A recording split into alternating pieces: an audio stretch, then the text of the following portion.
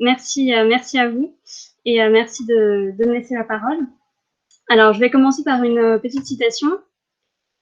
Chaque matin, elle se régalait des échos du Gilblas, où le diable boiteux conte joyeusement les aventures extraordinaires de l'intrépide vide-bouteille, du vieux Carafon, du cracouineur, de Cochanjou, de Pourrichic et de la Croix-Ramiliès. Donc, pour les lecteurs modernes, on a du mal à comprendre de quoi il est question ici. C'est un extrait de Mademoiselle de Marbeuf, un roman mondain de Bulle de la Forêt. On comprend seulement que l'univers fictif du roman est parasité par un autre système fictionnel élaboré dans un journal et qui enchante les héroïnes de Bulle de la Forêt. Il est en fait question d'échos mondains dans le Gilblas. Donc on a un petit peu parlé déjà. C'est un quotidien qui paraît entre 1879 et 1914. Il fonde son succès sur la publication de contes littéraires mondains et grivois. Donc dans le Gilblas, les échos mondains, sur le modèle du Figaro et du Gaulois, se trouvent en première page, donc ici entourés en rouge. Au Figaro, dans les échos mondains, il s'agit de rendre compte de la vie mondaine, dîner, réception, promenade au bois, cérémonie, villégiature. Dans son article « Rumeurs et anecdotes, imaginer la mondanité dans la presse vers 1900 », Guillaume Pinson montre que ce modèle est concurrencé à partir des années 1880 par un autre genre, la rumeur ou anecdote, dont nous pouvons relever deux caractéristiques. La liberté qu'elle prend avec la vérité, donc je cite Guillaume Pinson, c'est un texte qui s'embarrasse peu de références et qui a surtout le souci de la vraisemblance et du divertissement, et la volonté de produire, je cite encore, l'illusion de la parole vive. Et il y a effectivement rupture de ton entre l'objectivité du carnet et le point de vue subjectif adopté dans la petite rumeur. Relevons la présence d'un narrateur, souvent lui-même protagoniste, la ponctuation expressive, l'apostrophe au lecteur, un champ lexical orientant la réception, suggérant par exemple le scandale. Les potins, réels ou recréés, qu'ils divulguent ou sous-entendent, concernent le demi-monde, le scandale, adultère, duel, faillite, et ensemble forment un tableau décadent du Paris fin de siècle où l'on s'amuse à l'excès. Ces textes se distinguent encore par un vocabulaire très spécifique, marqué par les termes à la mode et les anglicismes. Ils sont peuplés de belles petites, de coupures chic, de clubmen, et l'ensemble organise des fêtes, tout ce qu'il y a de plus chute ou de plus blanc. Or, la lecture intensive des échos du Gilblas met en évidence une autre caractéristique, la présence, en général dans les textes les plus débridés, de patronymes masculins aux sonorités rabelaisiennes. Nous avons déjà croisé l'intrépide vide-bouteille, citons encore Saint-Bardonac, le petit Bob, le baron Mastic, Sonadieu ou Babylas. Entre 86 et 88, il ne se passe quasiment pas un jour sans que l'un d'eux ne soit cité. Et ces noms, nous les retrouvons hors du Gilblas, dans un roman que nous l'avons vu, mais aussi dans d'autres périodiques, au sein de rubriques variées et assez loin dans le XXe siècle. J'aimerais montrer, à travers cette communication, qu'au-delà de l'anecdotique et du futile, il s'établit au Gilblas un système doublement fondé sur la viralité. D'une part, ces personnages sont vecteurs de la rumeur, support de diffusion du ragot, c'est par eux que transite l'information virale, et d'autre part, hors de l'espace du journal, le succès qu'ils rencontrent et les reprises dont ils sont l'objet en font les supports de la diffusion d'une certaine image de la vie parisienne. Alors, tout d'abord, qu'est-ce que le système des fantoches ? Il s'agit d'une manière de raconter les événements scandaleux du Paris fêtard et demi-mondain, inventé au début des années 80 par le baron de Vaux, rédacteur des Échos du Gilblas, sous le pseudonyme Diable Boiton. Le Figaro du 19 janvier 1922 en rend compte dans un article intitulé « Fantoche disparu ». Comme chaque jour ne lui apportait pas le potin dont son public était friand, le baron de Vaux avait inventé des personnages auxquels il prêtait des aventures imaginaires.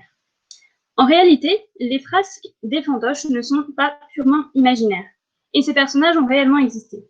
Il est possible de retrouver les identités de certains d'entre eux.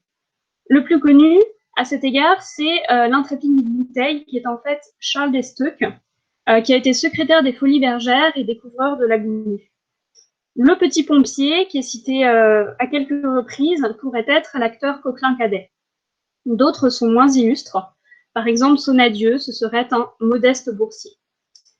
Ce que le baron de Vaux invente est donc plutôt le système consistant à préparer à l'avance le texte de l'écho en donnant des instructions à sa petite armée de fantoches pour se rendre à telle fête, tel spectacle, tenir tel comportement, le plus excessif possible. Si les références sont souvent perdues pour nous, les lecteurs bien informés du Gil Blas savaient, au moins par lui dire, qui se cachait derrière ces noms.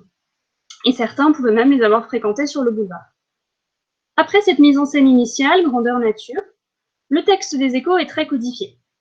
Un type de fête ou d'événement est attribué à chaque fantoche en lien avec son nom, qui fonctionne souvent par antonomase, à partir d'une expression à la mode.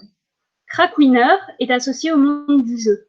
Pourritchik est un séducteur, interpellé par exemple quand il est question de l'arrivée dans le monde d'une nouvelle belle petite. Régulièrement, ils forment une bande compacte. Je cite, « Il va sans dire que les 5 célébrités parisiennes, Pouchangeon, le Crackwinner, Pourritchik, le Petit Bob et le Vieux Carafon, assistaient à cette soirée. L'évocation de leur nom au-delà de leur caractère est donc un moyen d'évaluer la qualité des événements parisiens. Toute la gomme était là, personne ne manquait, ou à l'inverse, on a beaucoup ri, beaucoup bu, malgré l'absence de l'intrépide Ville-Bouteille. » Nous voyons donc le double emploi des fantoches au sein des échos du Gil Blas, mondains, être reconnaissables, ils sont connus sur le boulevard, sont vus partout, prennent la parole, et peuvent être considérés comme les alter-ego peu recommandables des mondains qui peuplent les colonnes du Figaro. Mais à l'inverse, ils sont aussi régulièrement désincarnés pour devenir juste les supports du discours du diable boiteux qui est l'orchestrateur des égos. Par exemple, Saint-Bardonac, qui est systématiquement associé au duel, n'est en général évoqué que pour signaler son absence. La formule « Pends-toi, Saint-Bardonac, tu n'y étais pas » est quasiment rituelle et permet d'introduire le récit d'un duel et donc de qualifier l'anecdote dès la première phrase. La citation des noms ressemble donc à une cheville narrative. À la fête que donnait hier le petit Bob, on m'a conté une histoire.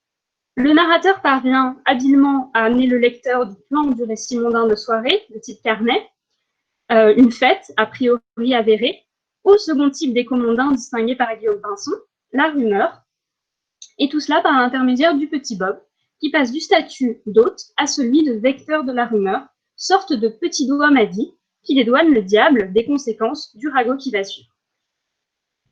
Alors, il faut ici préciser un aspect du fonctionnement des échos du Gil Blas. C'est en fait un outil pour un lucratif système de chantage. Donc, après un premier écho amorce, sans grande révélation mais qui promet du piquant, les protagonistes qui se sont reconnus peuvent aller s'acquitter d'une sorte de rançon dans les bureaux du journal pour éviter qu'un second article, bien plus dévastateur, ne paraisse. Et pour cela, les fantoches sont justement les supports d'une diffusion rapide et inéluctable du discours, prétexte à divulguer la rumeur, c'est donc par eux que passe la menace. Cela est particulièrement le cas de Sonnadieu.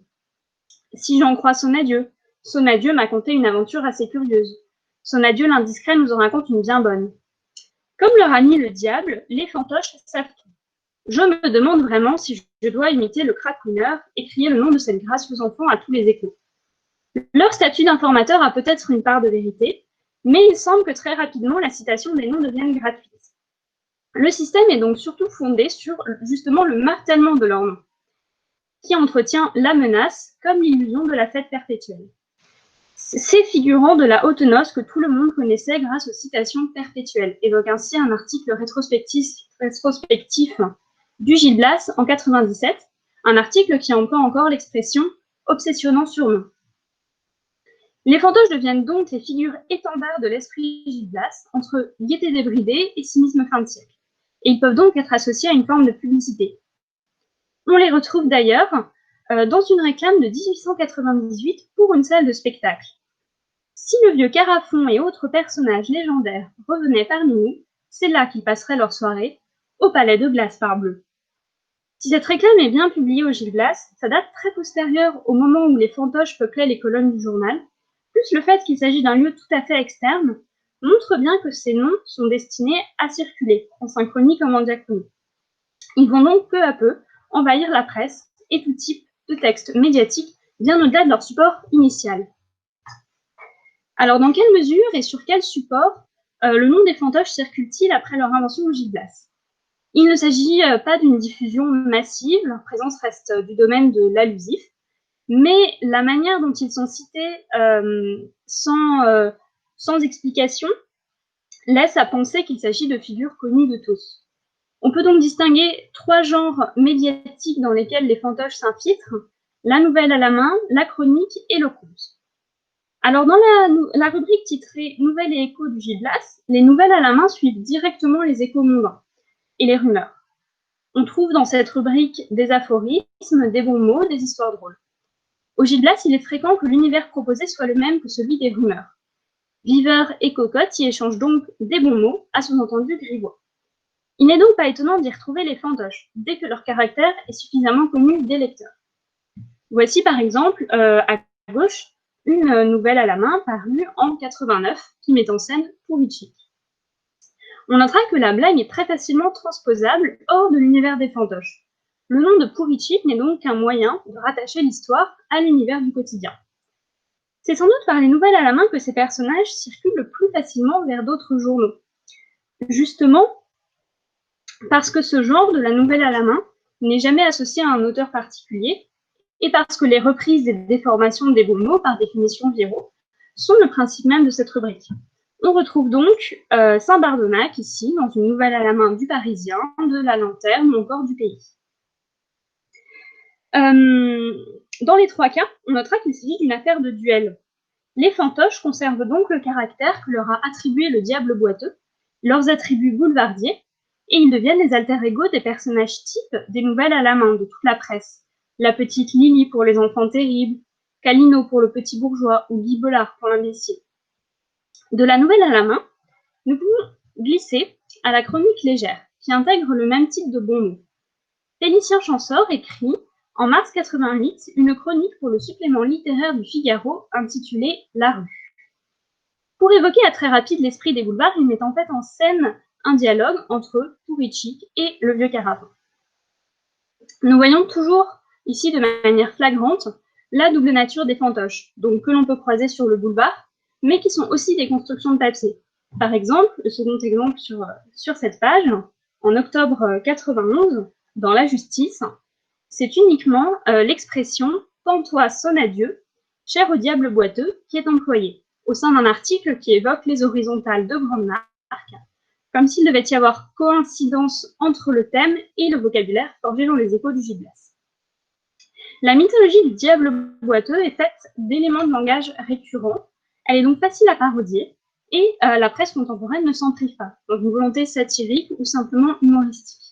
Donc on voit ici en juin 88 le Gaulois, dans son article de tête qui parodie un écho mondain du Gil Blas pour évoquer la question du duel. Et à droite, un jeu de reprise textuelle encore plus poussé, au Grelot, toujours en 88, où la parodie consiste à empiler tous les topoïdes des échos du Gil Blas. Donc on a le vieux Carafon, les genoux chuteux, l'intrépide vide-bouteille, Pourrichik et le diable boiteux qui s'est changé ici en diable cul-jatte. On voit que ce système est très propice à la reprise parodique et à la réinvention, au sein de la presse boulevardière et satirique, comme dans la presse d'information plus sérieuse. Dernière étape de cette diffusion virale du nom des fantoches et de leur esprit boulevardier, la fiction. Alors, cela est d'abord le cas dans ce que nous pouvons appeler des contes médiatiques, publiés au Gil Blas dans les années 80, et qui entretiennent des liens étroits avec les échos mondains. On peut examiner un cas assez intriguant qui est celui de Lacroix-Ramillès. Alors, il est possible que ce nom ait une autre origine que je ne suis pas parvenue à trouver. En tout cas, le personnage apparaît en premier lieu dans les contes de René Mézeroy, qui sont également publiés au Gil Blas et qui sont souvent mis en série par la présence de personnages récurrents. Donc, Lacroix-Ramillès, dans ses contes, il y incarne tour à tour un général dans une histoire de garnison et un sportsman. En 82, il est pour la première fois cité par le diable boiteux dans les échos et décrit à l'aide d'un démonstratif qui sous-entend qu'il est déjà bien connu des lecteurs. 7 amateurs de beauté sur le retour. Alors, est-ce qu'il s'agit d'un clin d'œil à Mézeroy ou est-ce que Lacroix-Ramillès a un référent connu de tous sur le boulevard? Toujours est-il que son cas souligne la manière dont la rubrique est liée à un système de construction fictionnelle par le biais de la circulation des discours entre rubriques. Parce que les fantoches constituent une réserve de caractères connus, ils sont un matériau tout prêt à l'emploi pour des contes publiés au Gil Blas et ailleurs. Soit lorsque les personnages fictifs interagissent avec l'univers du journal. Alors par exemple ici, dans un conte de Richard Aumeroy, je lis « Jeanne Gouret était devenue Jane Delorme. Le diable boiteux la citait parmi les tendresses et les mousseuses qui, en compagnie de Sonnadieu, de Lacroix-Ramillès et de tout le Royal Meillac, font l'ornement des acacias du cirque d'été ou du jardin de Paris. Donc ici, le fait d'être cité aux côtés des fantoches et des horizontales atteste de la réussite dans le demi-monde d'un personnage fictif, soit en faisant des fantoches des personnages à part entière dans le conte. On retrouve donc Son adieu chez Mézeroy, La Croix-Ramillès chez Gaston Bassy ou encore chez Richard Aumonroy. Au-delà du conte, le roman. Au Gil Blas et ailleurs sont publiés des romans feuilletons, parfois sous-titrés romans parisiens, qui peuvent être étudiés comme le prolongement de ces échos mondains et des contes médiatiques. Nous recroisons donc nos fantoches chez les auteurs de romans mondains et faisandés, chez René Mézeroy toujours, chez Dubuis de la Forêt, chez Adolphe Bello, chez quelques autres encore. D'ailleurs, la revue La Vie parisienne ne s'y trompe pas, donc c'est mon deuxième exemple, dans un article qui divulgue un mode d'emploi humoristique sur la manière d'écrire un roman parisien. Découpez dans les échos et les faits divers des journaux à nouvelles tout ce qui peut entrer dans la composition du roman que vous désirez faire. Liez-les par des transitions, changez le nom des personnages, et que surtout ces noms se reproduisent d'écho en écho, le tour est fait. Et la suite de l'article va donner en particulier des exemples d'échos du Gil Blas. Et que surtout ces noms se reproduisent, nous avons là le cœur de ce système, où à force de citations, on finit par construire un univers hors de toute réalité, basé uniquement sur sa propre viralité. Enfin, c'est du côté du théâtre que se poursuit la carrière médiatique des fantoches. En avril 88, le vieux Carafon est le héros d'une pièce parodique au théâtre de Cluny. En mai 90, une revue intitulée Le Bataillon de Cythère est proposée au théâtre de l'Horloge. On y croise l'intrépide Vide-Bouteille et le vieux Carafon en, je cite, un tableau original des types du Paris qui fait la fête. Alors, comment interpréter cette diffusion virale du modèle des fantoches au sein de l'univers boulevardier entre presse et littérature? En fait, les fantoches sont des supports de rêve, de fantasmes pour les lecteurs du journal, qui assistent le plus souvent, sans en faire partie, au déploiement de cet univers et à sa codification. Les fantoches ne sont plus seulement des éléments de réclame pour le Gil Blas, ils deviennent le symbole des fêtes parisiennes fin de siècle. Aucune n'est réussie sans leur présence, le diable l'a bien martelé.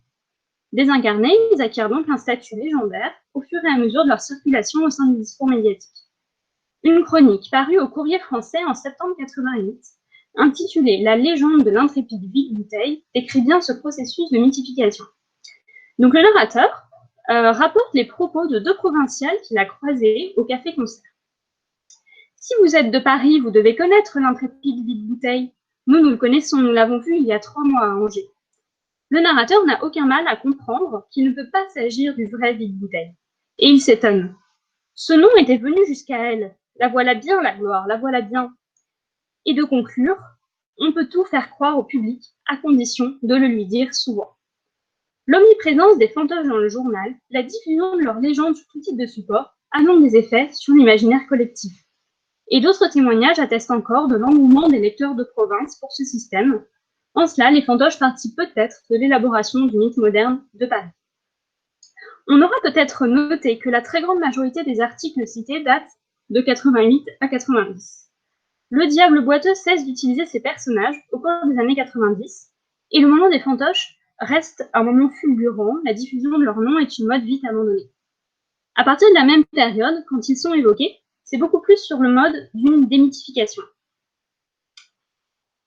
À travers des textes qui évoquent de manière nostalgique la gloire passée des fantoches, c'est donc à un moment jugé achevé de la vie parisienne que l'on fait allusion. À rebours du phénomène viral, révéler leur véritable nature est alors un moyen de porter un regard lucide sur les légendes du Paris fin de siècle. C'était finalement peu de choses. Comme ici, des personnages imaginaires dont la vie inimitable nous faisait rêver au collège. Ils n'existaient pas, et ils ont offert à nos imaginations crédules l'image du bonheur parfait. Donc la paradoxe associant le constat de non-existence à la puissance du rêve véhiculé par les fantoches dit quelque chose du phénomène de viralité. La nostalgie du journaliste pour cette époque passée, qu'il associe à l'enfance, va de pair avec le regret du moment où, en quelque sorte, on y croyait. Le temps passé révèle que l'ensemble n'était qu'un décor factice, un emballement collectif plus ou moins volontairement orchestré. Ainsi, la triste fin des fantoches que la presse s'emploie à décrire à la fin du siècle offre un exemple de regard critique porté a posteriori sur un phénomène viral.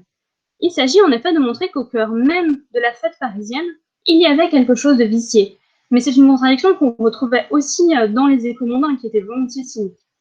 Ainsi, au Gil Blas même, en 97, on peut lire « Ces êtres joyeux que la province croyait extraordinaires, que les étrangers se faisaient montrer dans les cabarets de nuit, dont on citait les prouesses érotiques ou autres, tout cela tiendra une toute petite place dans les mémoires arrangés de quelque Arsène Housset de décadence. » La démythification des fantoches passe donc par la remise en cause de la gaieté. Ce morne cénacle des forçats de la noce, peut-on lire au Figaro, et la mise en évidence du dénuement de ces fantoches.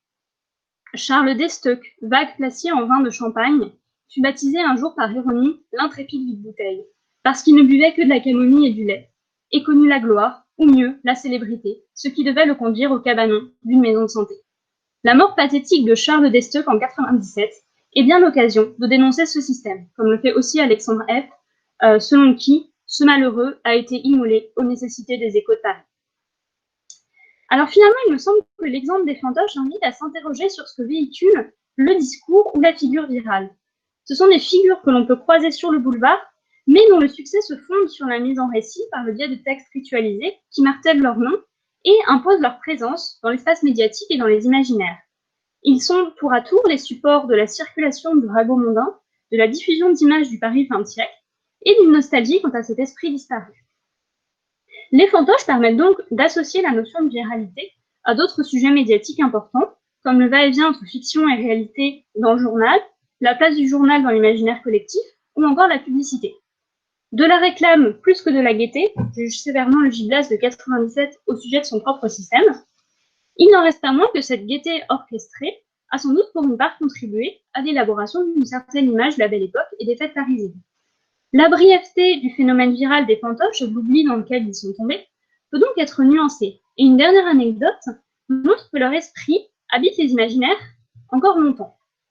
Selon un journaliste de Paris Midi en 1937, la pièce de Léon Gandillot, Ferdinand le Noceur, puis son adaptation au cinéma avec Ferdinand, est inspirée d'une anecdote très gilblasienne, la venue d'une provinciale dans les bureaux du journal qui exigeait de rencontrer les fantoches. Alors, le modeste boursier s'est dévoué à endosser son costume de son adieu et l'a emmené au théâtre. Je vous remercie.